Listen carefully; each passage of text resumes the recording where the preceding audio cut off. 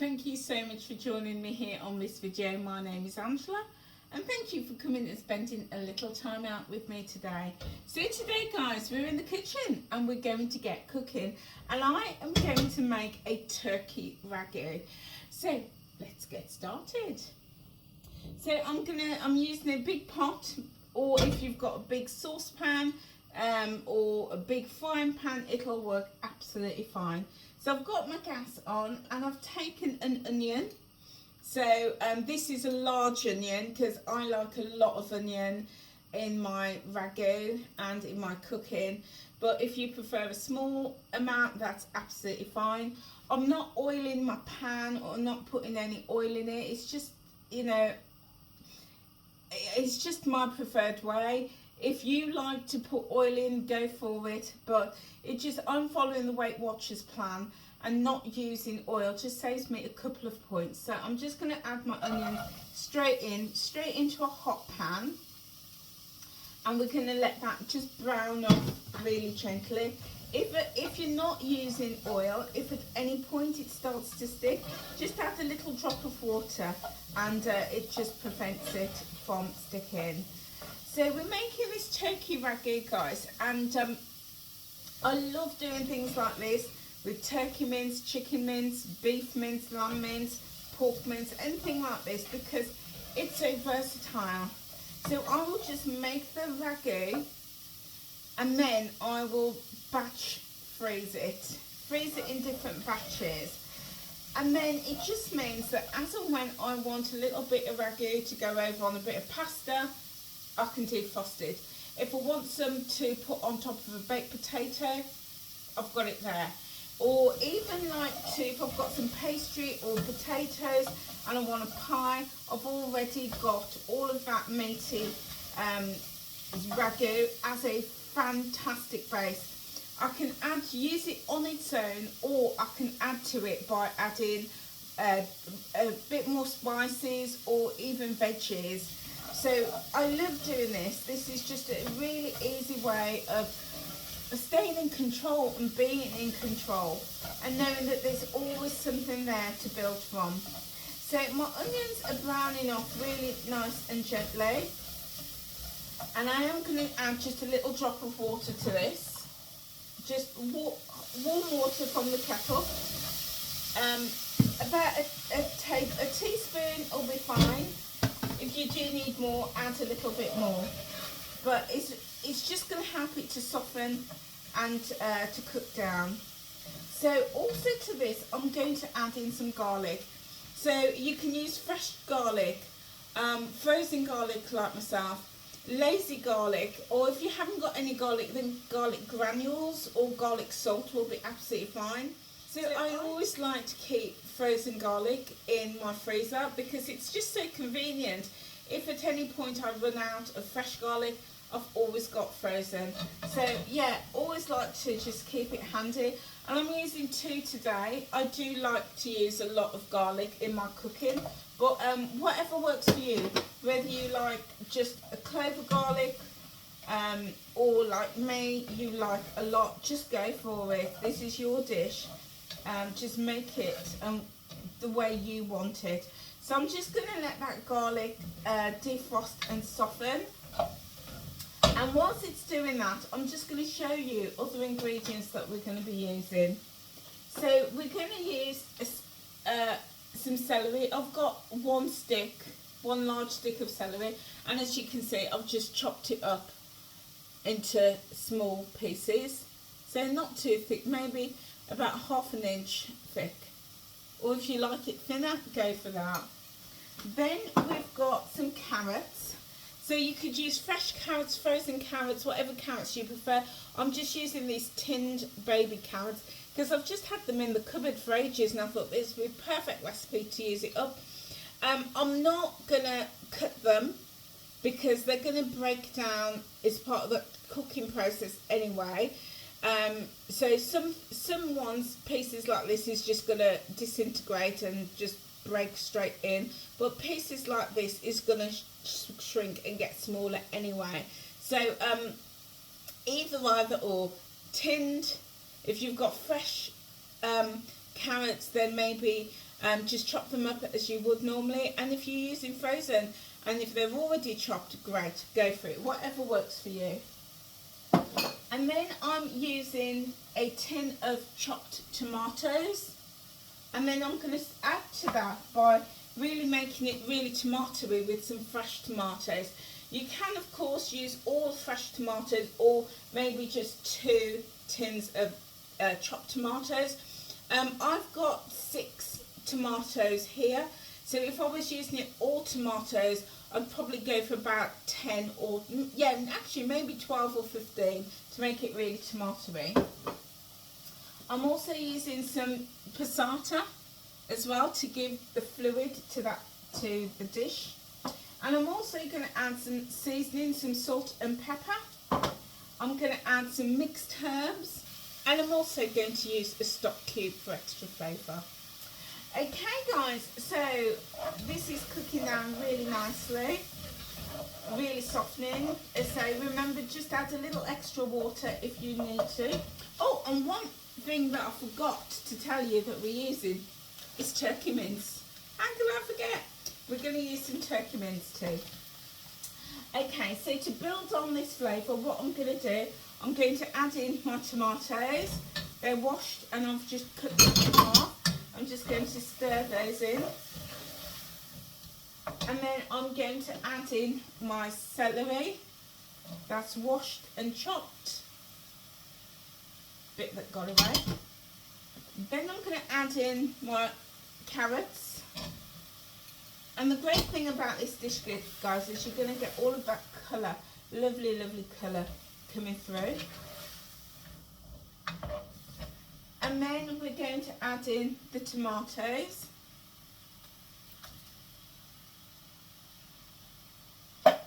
Just going to stir that all through.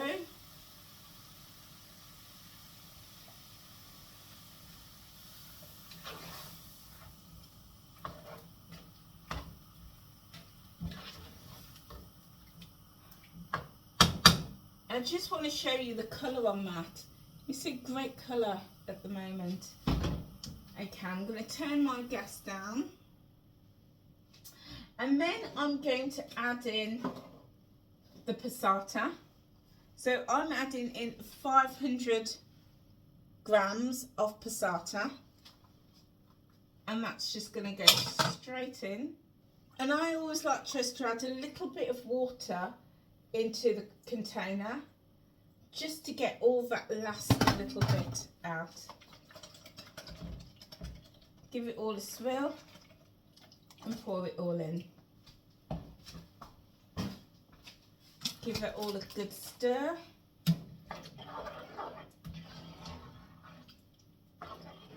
And that's looking really, really lovely. Okay, now we're going to season this up. We're going to add a pinch of black pepper, however much you like, but generally starting off with about 1/4 teaspoon, and the same with the salt, about 1/4 teaspoon going in there, and about a teaspoon of mixed, in fact I'd say maybe half a tablespoon of mixed herb if you like it really herby. And then we're also going to put in about half a teaspoon of chili powder. I'm going to give that all a bit of a stir.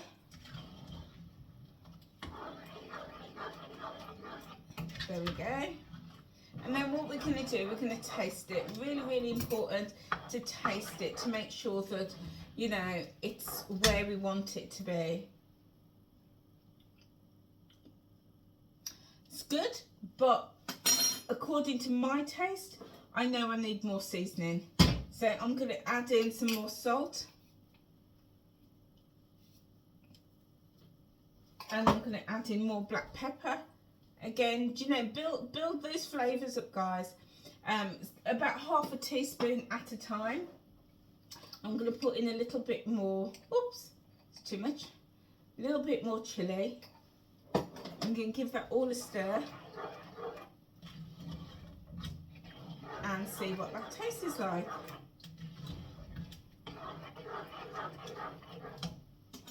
Get a clean spoon.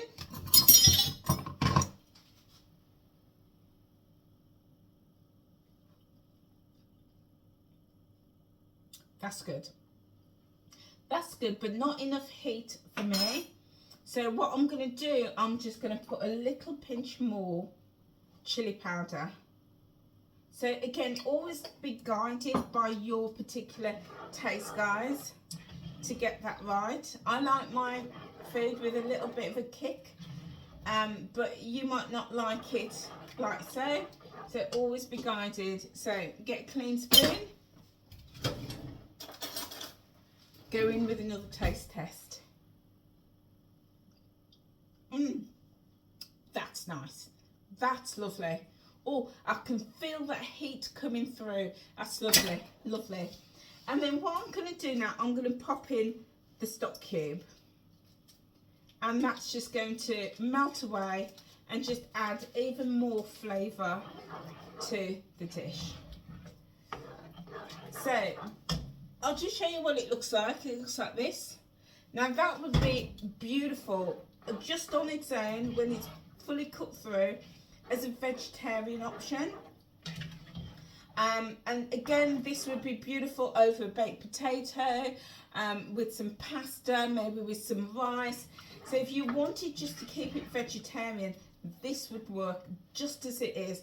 You know, let it cook through, let it warm through, let everything marinate together, let it all come together, and then you could just bag that up and pop that in your freezer. So I'm going to move this now to the back gas.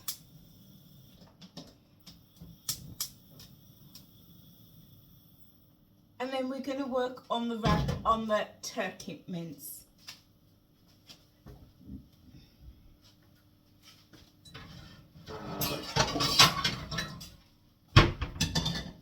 So I've got another pan that I'm popping on.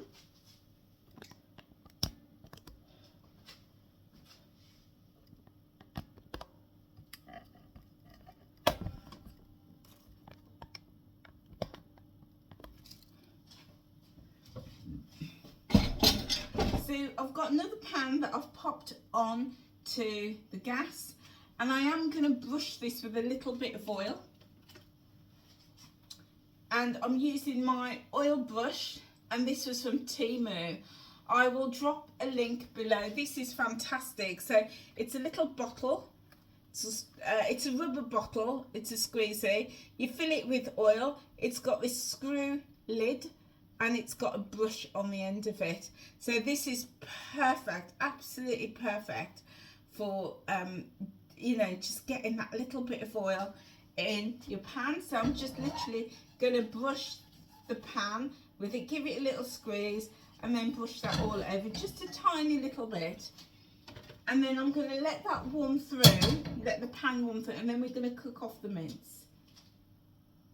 You can, of course, just add the mince straight into the ragu, if that's what you prefer. But I like, personally, to cook the meat off.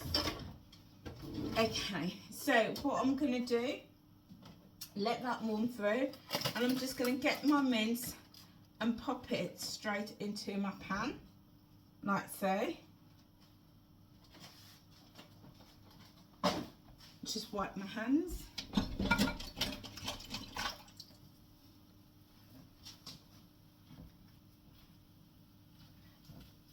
And then I'm going to season the mince as well.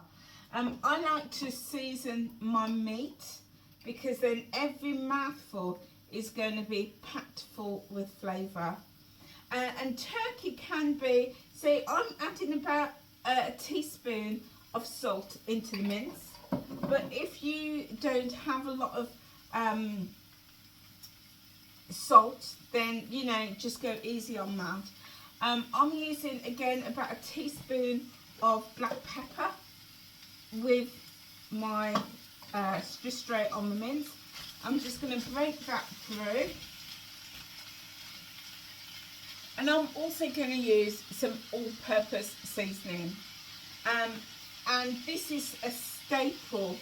This is a new one. That's why I'm struggling to get it open. It's just get it open in a minute. There we go. So again, I'm going to use about 2 teaspoons of the all-purpose seasoning, and this is just going to really infuse it with flavour. So I personally like to always brown off my mince and my meat when cooking it, because I just find that it has a different texture. If I just pop the mince straight in the ragu, the texture is very, very different to when it's all browned off. So I just like to do that. It's something I've always done, and my preferred way of cooking. I just find that the texture is a lot firmer and more flavourful, especially when you season the mince, compared to when you put it straight in. Now this would be perfect if you're using a slow cooker. Again, you could just put all the ingredients of the ragu straight into the slow cooker. I personally would always brown off my onions, and I would also brown off the mince, and then pop everything into that slow cooker and let that just cook away for a good couple of hours. And then it's going to be lovely, it's going to be hot, it could be steaming, and just perfect for, you know, those cold days when you want to come home to something really warming. The slow cooker method is brilliant. This would also work well. You could mix, once we mix the mince into the ragu, you could then all pop it into the oven and cover it and let that cook away. That would work equally as well too. So I'm just browning off the mince, and I'm just breaking it up as I'm going along as well, just to make sure, because with mince, as you know guys, it does form and it does clump. So I'm just breaking it up to prevent that, and that way it's also cooking it through really nicely. So here we go guys, this is our turkey mince. It's browned off really nicely, it's gone white. There is just a few tiny little bits that still need to cook through, like you could probably see there's a tiny piece here. Well, trust me, these tiny little pieces, there you go, that you can see is still a bit pink, but that's absolutely fine because the bulk of it is all cooked. And now we're going to just take that off the gas, bring the pan with the ragu forward, and I'm going to add the turkey mince straight into this ragu. There we go.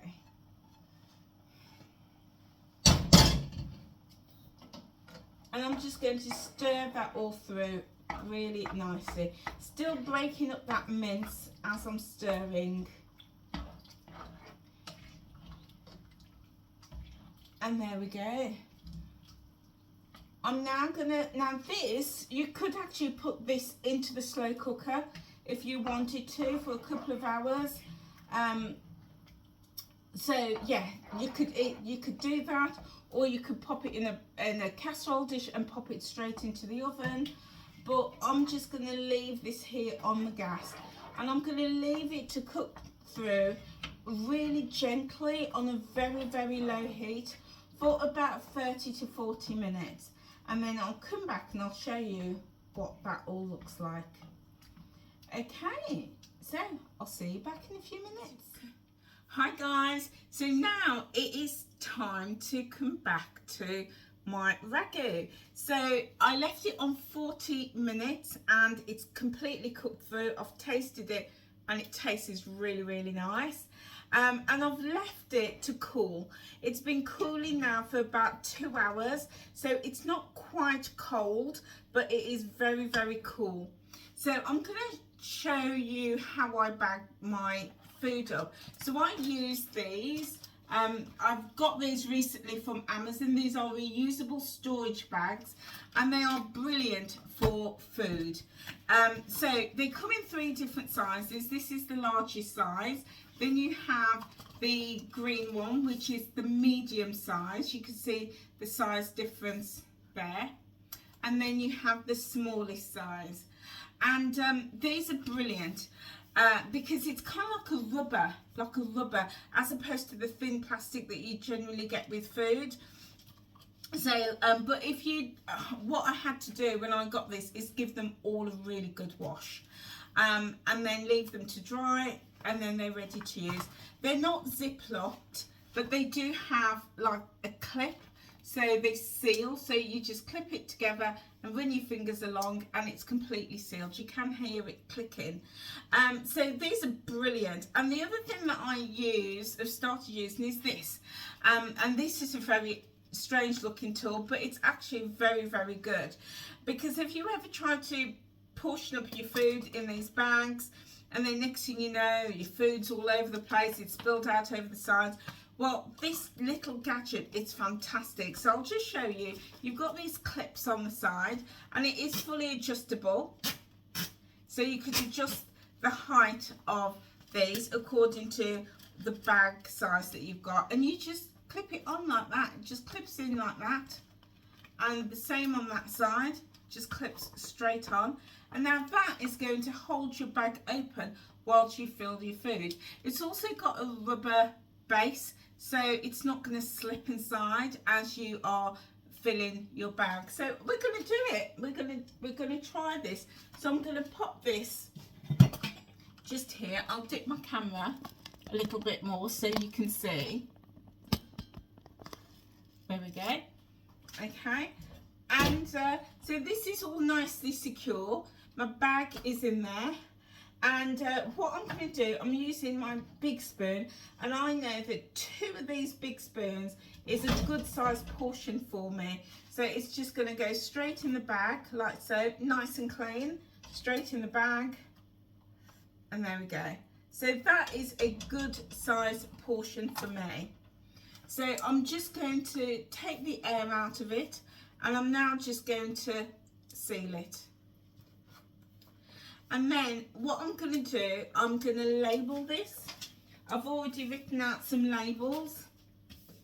And again, I got this from Amazon. I will put links in the description box below for you guys for this, the bags and the labels. I will, so if you want to have a little look on Amazon, feel free to do so. So these labels are specially designed freezer labels. So unlike, like, you know, in the past I've used paper labels and they disintegrated and they fall off. So I'm really excited to see how these ones work. So I've already written on here what it is, turkey ragu, and I'm going to put the date on, which is the 10th of October.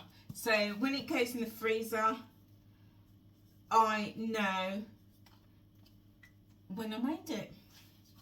So it's got 10th of October on that one. So I'm just going to take that one off, and then I'm going to put it anywhere on my bag. So there we go, guys. It's all labelled now. Because it's that clear bag, you can see really well what's through it as well. But the label gives you that clarity. So what I'm going to do, when I've bagged up all my food like this, I'm going to leave some in the freezer and leave a portion out in a container for me tomorrow. And yeah, that is how easy this is. Once the air has come out of these will sit flat, which is great because you can stack them up in the freezer, saving space and also time as well, because when I'm ready for these, I'll just take it out, defrost it, eat it and enjoy it, and then I'll just wash out the bag and I've got it for more batch cooking. So yeah, great bags, great tools, but also really, really easy to make that ragu. So I'm following the Weightwatchers plan, and this recipe will be 0 per portion. So a great option to eat. With so many different things, I have a portion with a little bit of pasta, a portion on a baked potato, a portion also with some rice, and I might even have a portion that I put in a bowl and top with potato or pastry to make a pie. So that's the beauty of doing something like this, is because it then becomes versatile. You could use it in so many different ways, so you're just not eating the same thing. You're using it in different ways. If you want to, you could also just, you know, maybe put some peas or sweet corn in this and just eat it as it is. Really versatile. So guys, that's it for me. I hope you enjoyed this video. If so, give it a thumbs up and also leave a comment in the description box below. But also, if you're not subscribed, please hit that subscribe button and the notification bell. That's it. Yeah.